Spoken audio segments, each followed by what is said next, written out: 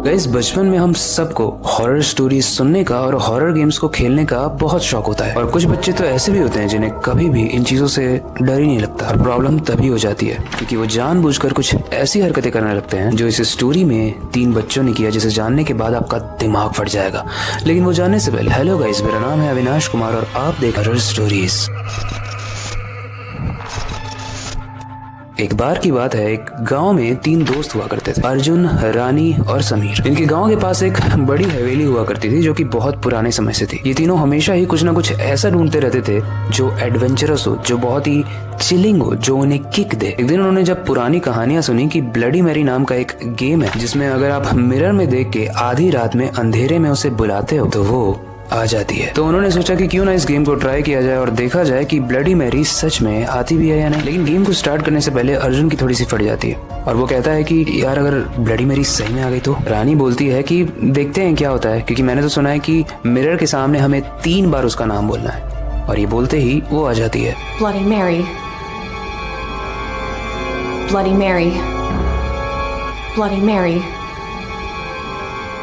समीर सबसे ज्यादा फट्टू था इन तीनों में, लेकिन वो नहीं डर रहा है। वो बोल रहा है कि चलो यार, जो होगा देखा जाए। एक बात बोलूं, जो सबसे दुखी होता है वो सबसे खुश दिखता है, जिसकी सबसे फटती है वो सबसे निडर दिखता है। अब स्टोरी कंटिन्यू करते हैं। तीनों ने ही अपने घर का एक पुराना सा मिरर ढूंढा जिसे बहुत समय से किसी ने भी इस्तेमाल नहीं किया था। और वो मिरर लेके वो पास वाली हवेली के कमरे में चले गए जहाँ पर सालों से कोई भी नहीं गया था। अर्जुन ने बोला, अरे वाह, ये तो बड़ा पुराना और क्रीपी लग रहा है। हालांकि डरना चाहिए था, बट वो बहुत एक्साइटमेंट में बोल रहा था। और फिर समीर ने अपने हाथ में मिरर लेकर 3 बार बोला, bloody Mary, bloody Mary and bloody Mary.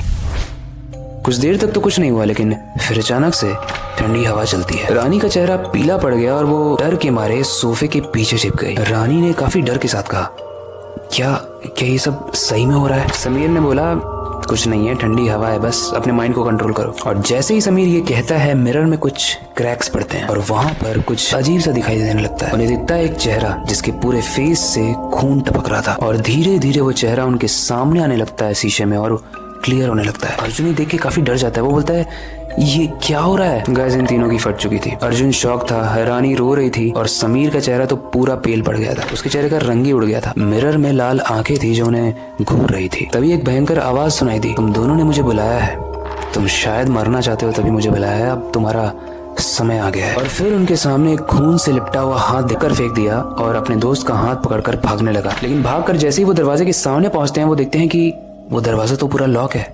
वो जाए कैसे बाहर? किसी ने उन्हें अंदर से बंद कर दिया है। और फिर जैसे ही वो आगे मुड़ते हैं, वो देखते हैं कि एक भयंकर सा चेहरा उनके सामने आता है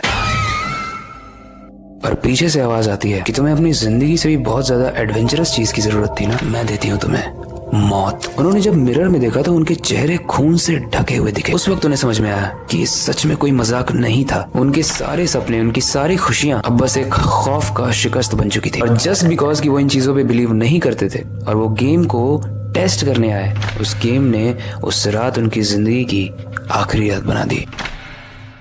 अगली रात गांव वाले उन्हें ढूंढने आए, लेकिन उन्हें वहां कुछ नहीं मिला, न अर्जुन, न रानी और न समीर। बस उन्हें मिला तो वो पुराना मिरर जो टूट चुका था।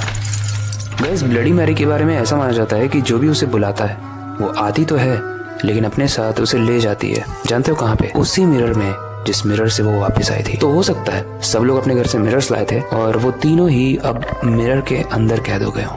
वैसे बहुत ज्यादा इंटरेस्टिंग है कि मिरर के उस पार अगर कोई दुनिया होती तो कैसी होती, क्योंकि वहां तो सब कुछ अजीब होता। इस स्टोरी से रिलेटेड कोई भी फीडबैक को आप कमेंट सेक्शन में बता सकते हो। आपके पास कोई न्यू टॉपिक सजेशन है जिसे आप चाहते हो कि हम इस शो में कवर करें तो वो भी आप कमेंट सेक्शन में बता सकते हो। बाकी ये वक्त आ चुका है इस स्टोरी को एंड करने का और न्यू स्टोरी पर काम करने का। लेकिन जाने से पहले मैं बस एक ही चीज कहना चाहूंगा, अपनी क्यूरियोसिटी को डाय मत होने देना। नई चीजें सीखते रहना अपने बेड के नीचे और खिड़की के बाहर जरूर देख लेना।